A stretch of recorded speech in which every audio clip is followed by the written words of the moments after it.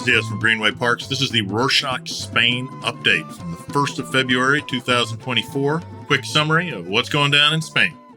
Thursday, the 25th, Minister of Defense Margarita Robles told Congress that Spain would not veto the U.S. and EU's Aspides Mission in the Red Sea. Aspides is a maritime security operation led by the U.S. and supported by allies like UK, Canada, Italy, and France. It aims to address ongoing missile and drone attacks by Yemen's Houthis on merchant ships bound for Israel in the Red Sea. In contrast, José Manuel Álvarez, Minister of Foreign Affairs, European Union and Cooperation, has been more cautious, stating that Spain is not inclined to participate in Aspides as it's not mandatory. The Defense Ministry took a firm stance because Spain is dealing with Operation Atlanta, an operation against Somali piracy headquartered in Rota, Cádiz. Because of the project, they're concerned that their resources will be strained and will have to assume a lot of responsibility if they get involved. Meanwhile, Spain has been debating measures to reduce working hours with the same pay for full-time employees. But now attention is turning to the overlooked concerns of part-time employees. Part-time workers may benefit from government proposals through increased salaries or reduced working hours, but only if their conditions align with equivalent full-time colleagues. Identical rights and working conditions are established through coefficients. This means that if a full-time worker receives a certain salary or benefit, a part-time worker will receive a proportional benefit. Still, it's up to companies to do this reality of new and fewer working hours. It's not all the government's focused on. The executive and together with Catalonia, or Junts per Catalunya, battled it out on Tuesday the 30th in Congress over the highly controversial amnesty bill. Sánchez lost his first parliamentary proposal bill since re-election on Tuesday after the Catalan separatist Junts party voted against the amnesty bill put forward by the government, saying it didn't do enough to shield Catalan independence leaders, meaning Puigdemont, against criminal charges. Junts wanted to make changes to the bill to ensure that Catalan separatists accused of terrorism charges would be protected. They wanted Charles Puigdemont, Junts leader, to return to Spain without any legal repercussions, as agreed. For its part, the central government questioned why Junts voted against the bill, which will help about 1,500 people currently awaiting trial and conviction for their part in the 2017 Catalan independence bid. They'll probably turn Sánchez's first defeat into pressure on Junts, accusing the Catalan party of failing to protect many people because they believe the current amnesty bill won't protect their leader. It's back to the drawing board where Sánchez's coalition must decide whether to give in to Junts' demands. It's no secret that self-exiled Puigdemont hopes for a quick return to Spain when he offered Sánchez his parliamentary backing in return for amnesty agreements. Monday the 29th, his dream was somewhat shattered when a judge looking into the allegations of support from Russia to the Catalan separatist movement decided to extend his investigation by another 6 months, meaning Puigdemont would have to stay put in Belgium for a little longer. The judge is investigating if Nicolae Sadovnikov, former Soviet and Russian diplomat, offered Catalan separatists $500 billion and military aid for turning Catalonia into a global virtual currency haven. There's speculation that Russia wanted political and economic influence in an independent Catalonia, destabilizing the European Union. Kremlin-sponsored interference in Europe and the U.S. and everywhere is a real and serious danger. But this was a failed attempt, not a relationship with Junts and Puigdemont via Sadovnikov. Spain is angry at the Belgian presidency of the EU Council as it has decided to put aside the issue of granting official status to Catalan,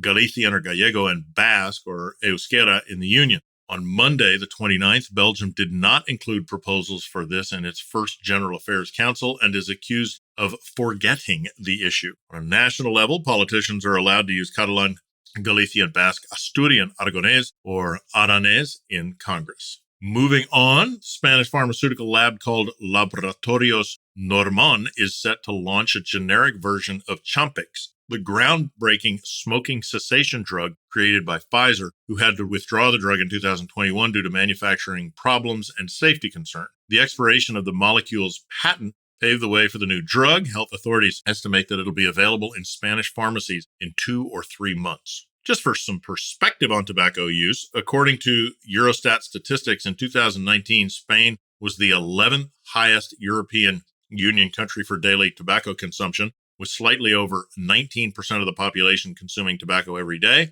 Comparison, Bulgaria had the highest with 28%, while Sweden and Iceland had the lowest rates with 6 and 7%. Meanwhile, in Catalonia, drought conditions are getting worse. Water reserves are depleting because there hasn't been enough rain to replenish them over the last 3 years. To combat this, the region has announced it will invest $2.6 billion into a 10-year project to cope with severe water scarcity. Their plan aims to replenish reservoir levels, which have reached a critical point below 16% this month. They want to create more desalination plants and improve the current ones. Using methods like desalination or reverse osmosis can help ensure a reliable water supply, mitigating the impact of droughts and climate change while reducing dependencies on traditional water sources. In the short term, however, the region has said that it may have to import water from ships if the situation doesn't improve, though this is not a long-term solution. Catalonia isn't the only region reaching breaking point, as the Costa del Sol in Andalusia has said that it will introduce water cuts in March if it doesn't rain. The Commonwealth of Municipalities has considered restrictions in cities like Marbella or Estepona due to dwindling reservoir levels, now below 16% capacity. The Andalusian government may implement reduced water supply hours to ensure water is available during the coming tourist season, as tourism provides about 13% of the region's GDP. Media outlet Olive Press reported this week that Andalusia's drought has hit families in Valle Romano, Costa del Sol.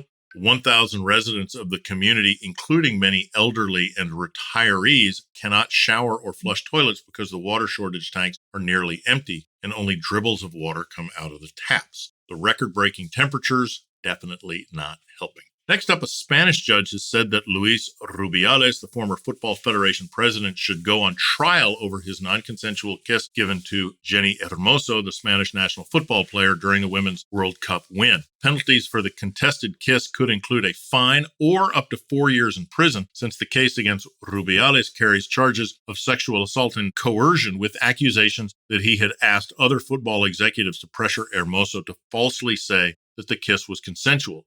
These other executives are also facing charges for their part in coercion. Lawyers involved now have 10 days to request a formal trial before the court. More sports-related news, Xavi Hernandez, Barca football club coach, burdened by internal and external pressures, announced last week that he will be leaving his position on the 30th of June. His decision wasn't made in the heat of the moment, as he's already said he wanted to leave. Final straw was Barca's defeat against Villarreal on Saturday the 27th, prompting Xavi to share his decision straight after the game with Joan Laporta, the club's president. On Sunday the 28th, Xavi told players that, quote, being a Barcelona coach is cruel and difficult, end quote.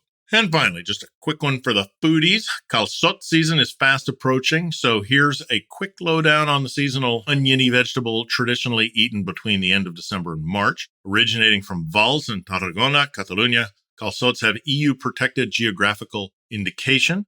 Only those grown in this region are deemed authentic. They're also celebrated annually in the calçotada festival. People typically host calçotada barbecues where families gather in country homes or macias and eat meat like Catalan sausages or butifarra, drink wine from a glass bottle that looks like a small watering can called a porron. Want to know more? Link in the show notes. And that's it for this week. So you listen to us, ideally almost every week, but we don't actually know each other. Here's a chance to fix that. On Monday, the 8th of April, there's a total eclipse of the sun in Dallas, Texas, in the United States. There'll be events organized the whole weekend before, so on the off chance that you can get here, send us an email or check the show notes for more information. Hasta la próxima.